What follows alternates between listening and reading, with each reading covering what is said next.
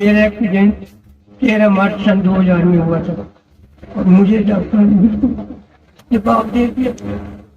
उनकी मेहनत है जिन्होंने मुझे हौसला किया और 2012 में आज तक 26 साल हो जाते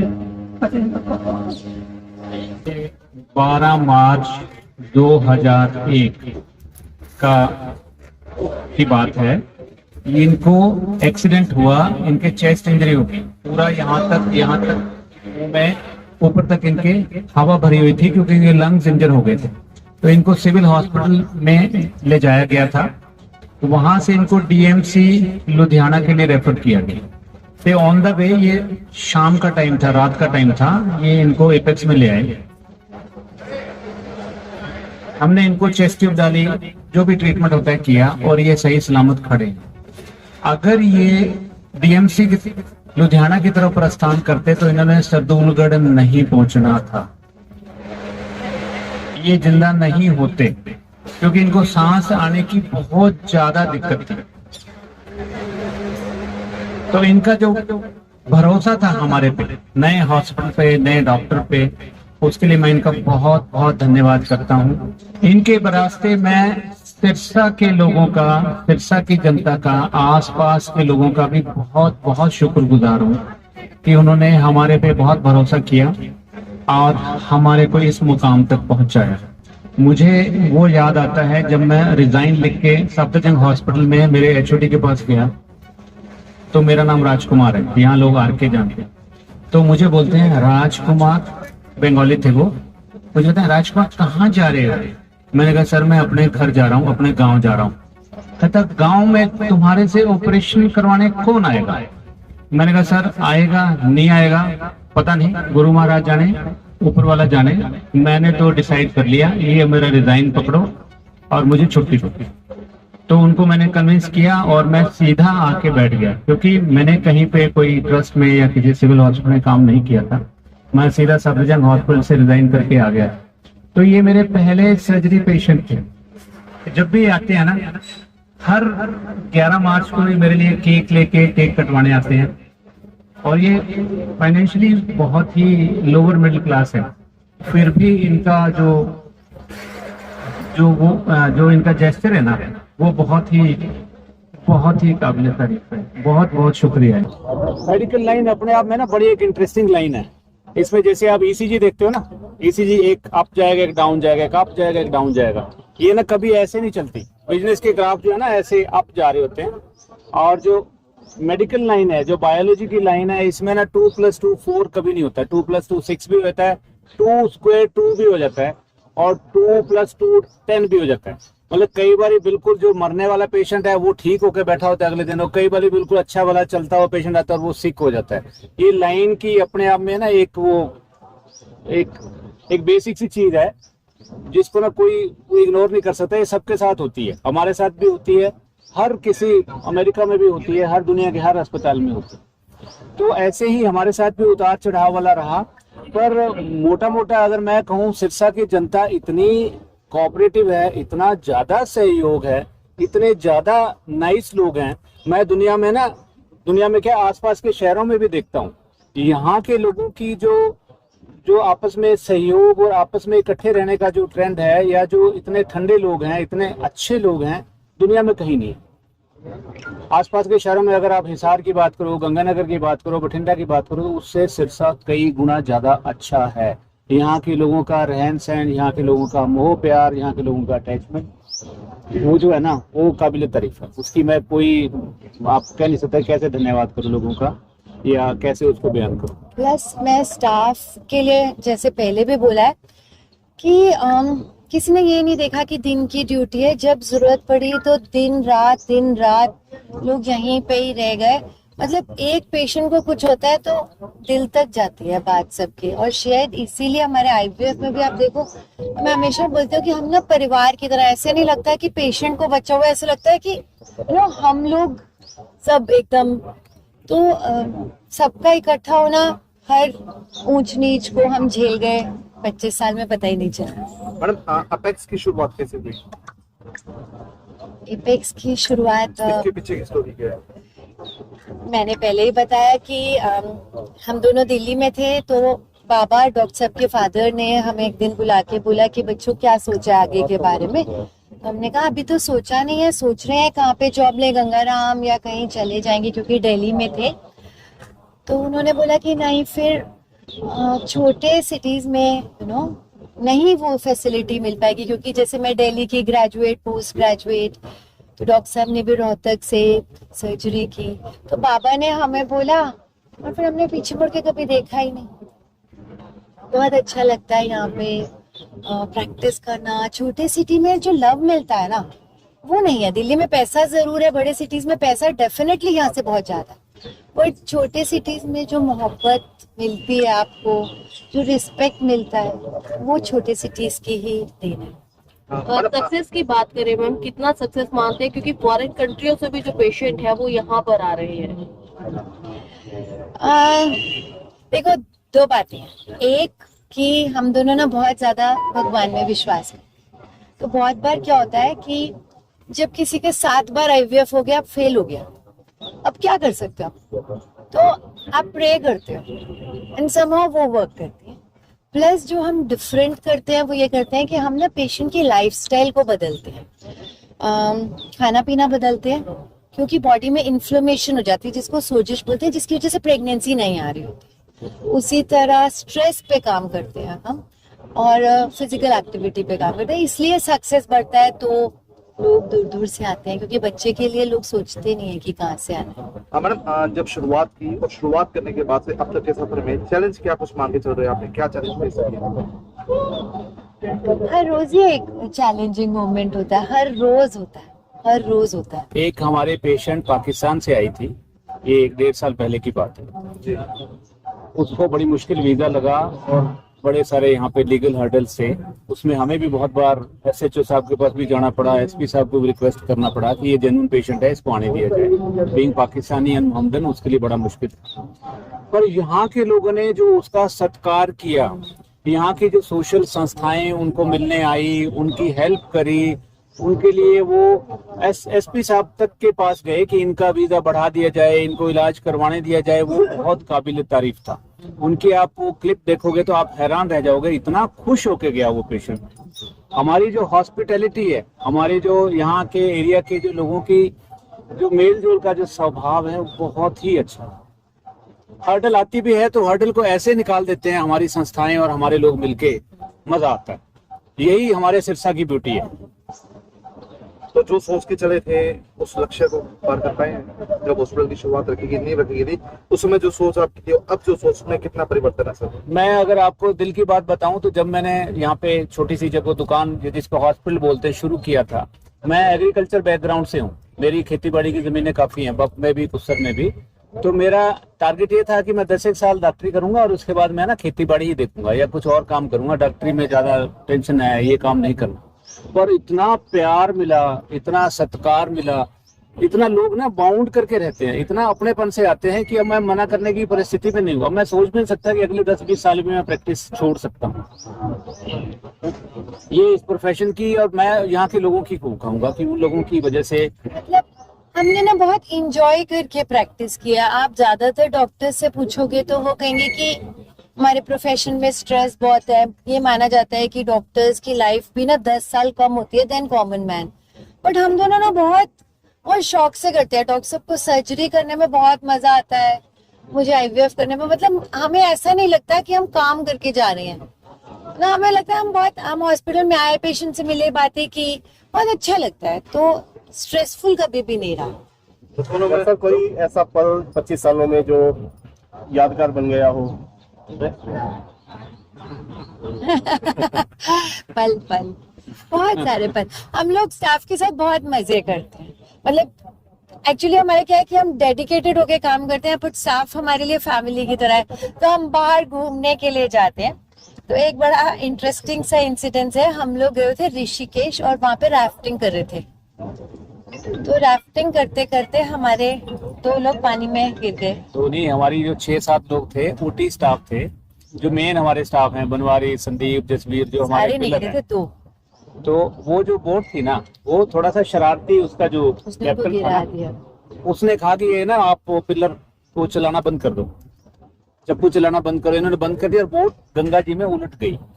तो ये इनके लिए कुछ एक जो पल थे जब ये और हम बोट के सामने नीचे थे, और हम सामने थे। पानी की गहराई तो वहाँ 30-40 फीट। वो जो 5-7 सेकंड लगे, उसमें पता नहीं हम कितनी बार अंदर मरे होंगे। और जब वो वापस आए तो ऐसे लगा ओ माय गॉड, मतलब वो एक चीज भूलती नहीं है।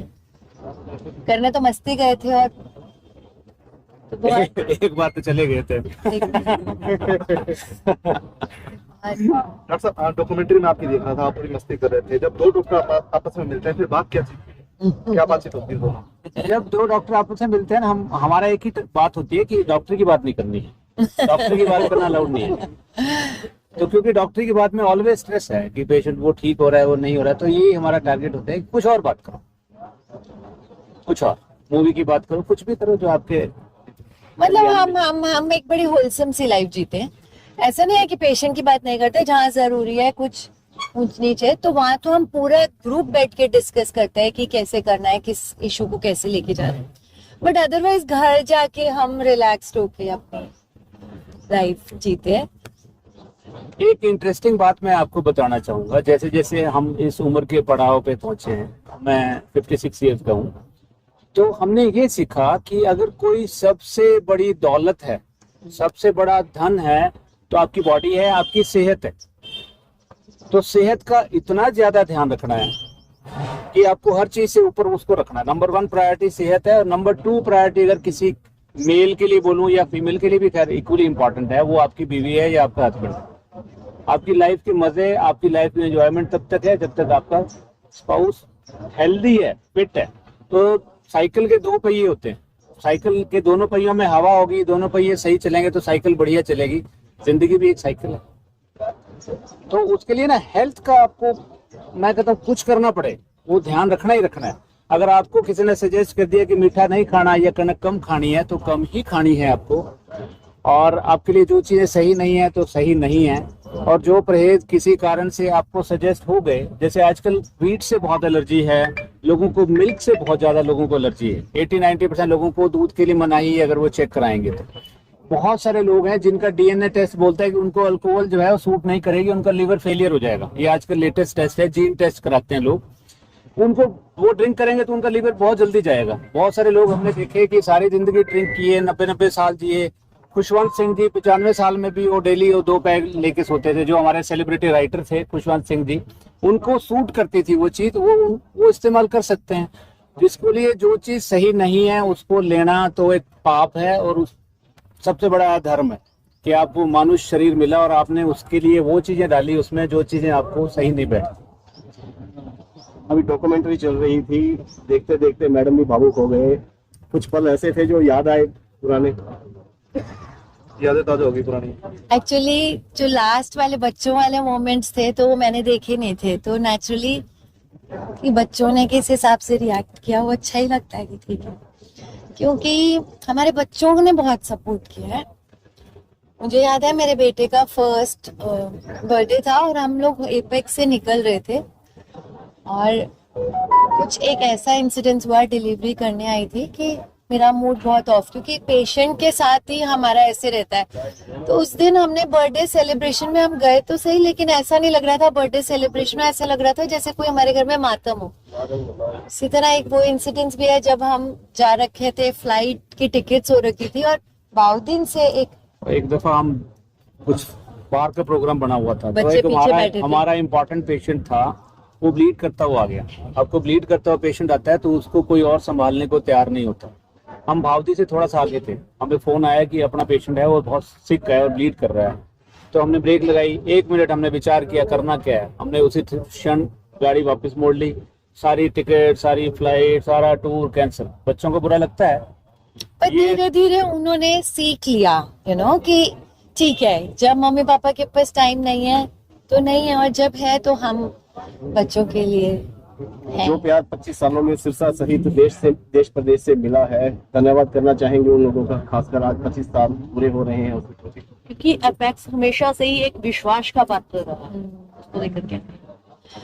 नहीं, एब्सोल्युटली थैंक यू सब लोगों का जिसने इस जर्नी में चाहे हमारा पॉजिटिव वे में साथ दिया चाहे नेगेटिव वे में, क्योंकि जब भी आप कोई जर्नी में जाते हो तो कुछ नेगेटिव बोलने वाले भी मिलते हैं, कुछ रोड़ा अटकाने वाले भी मिलते हैं, बट उसने भी हमें हिम्मत दी, हम और आगे बढ़ते रहे। तो सब लोगों का धन्यवाद जो भी हमारे साथ इस जर्नी में हमें कहीं पे भी कैसे भी मिले। और उन लोगों का तो डेफिनेटली जो इतनी दूर से 7 समुंदर पार से आते हैं, तो कितनी होप लेके आते होंगे स्पेशल टिकट्स करा के कि, और बहुत कॉमन हो गया अब तो, बहुत ज्यादा कॉमन हो गया। हर महीने हमारे पास 5-7 पेशेंट तो फॉरेन कंट्री से होते ही हैं, बट वो यूजुअली NRIs होते हैं ज्यादातर।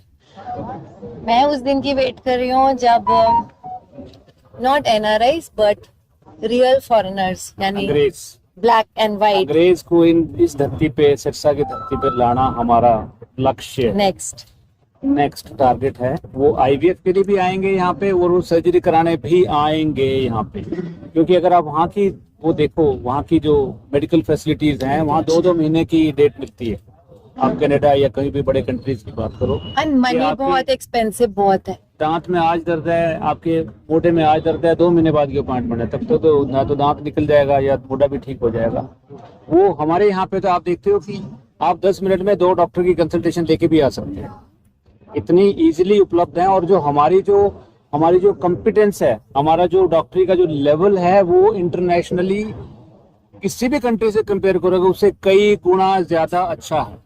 वहाँ के डॉक्टर ने हो सकता है जिंदगी में 2000 ऑपरेशन किए हो, यहाँ पे 1-1 लाख ऑपरेशन किए हुए डॉक्टर आपके सामने बैठे। इनफैक्ट यही बात मैं बताना चाहती हूँ कि बहुत सारे हमारे फ्रेंड्स फॉरेन कंट्री में भी हैं, तो वो यही कहते हैं कि गोरे भी हमेशा इंडियन डॉक्टर्स के पास आना चाहते हैं। उनको लगता है कि इंडियन डॉक्टर, मतलब ये हम सबके लिए बहुत प्राउड की बात है कि Indian doctors one of the best doctors of world है। यानी इस साल का आपके संकल्प रहेगा, अपने शुरुआत में नया संकल्प कह सकते हैं। मिलजुल के कोशिश करेंगे, आप सबका भी सहयोग चाहिए, आप सब व्यूअर्स का भी और आपका भी। मीडिया तो बहुत इम्पोर्टेंट है, और सोशल मीडिया तो इतना इम्पोर्टेंट है कि हम कह नहीं सकते। मीडिया हर तरीके का, नहीं, सोशल मीडिया बहुत इम्पोर्टेंट है। हमने जब द फर्टिलिटी कपल चालू किया, सिर्फ ये पर्पस नहीं था कि दूर से पेशेंट आए, ये था बहुत सारे पेशेंट्स हमें फोन करके कहते हैं कि मैम आपकी एडवाइस हमने मानी और 3 मंथ्स पे प्रेगनेंसी हो गई। जैसे मैं PCOS की एडवाइस देती हूँ, हम लोग मेल फर्टिलिटी के बहुत सारे विषयों पे बात करते हैं, तो ऐसे अच्छा लगता है कि कोई दूर बैठ के सुन के भी फायदा ले रहा है, तो बहुत अच्छा लग रहा है। डॉक्टर साहब क्या मैसेज देना चाहेंगे सिरसा वासियों के लिए? सिरसावासी आप लोग बहुत भाग्यशाली हैं। आप एक बहुत अच्छे सिटी में रह रहे हैं। चाहे सफाइयों वाला मुद्दा जो है वो पॉलिटिकली आप हर जगह सुनते रहते हैं कि वो जरूर है, बाकी दिल से जितने अच्छे लोग हैं यहाँ पे, और मेडिकल फैसिलिटी तो हमारी पार एक्सीलेंस है।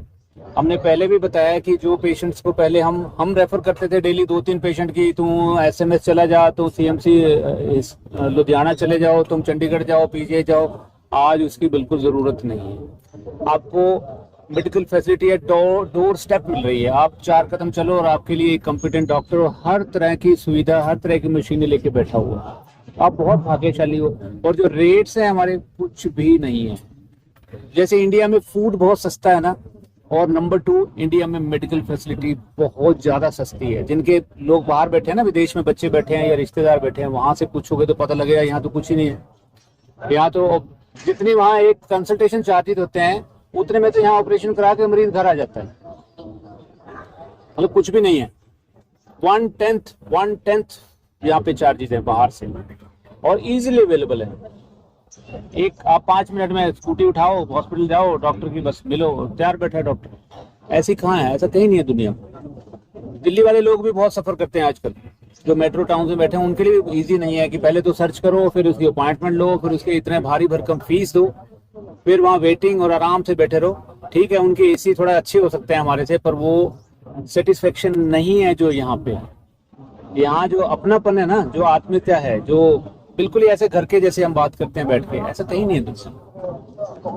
एक बहुत इंटरेस्टिंग सी लाइन हमेशा डॉक्टर साहब आजकल बोल रहे हैं, वो बोलते हैं जो चलेगा वो चलेगा, है ना? ये है ना, ये लेटेस्ट कंसेप्ट है। अगर दुनिया में कोई बेस्ट एक्सरसाइज है, हेल्थ फिटनेस के लिए कोई ट्रिक है, तो आपको चलना है, खूब चलना है। जो चलेगा वो खूब चलेगा जिंदगी भर, मतलब लंबा चलेगा। लंबा चलेगा मतलब चलता ही रहेगा।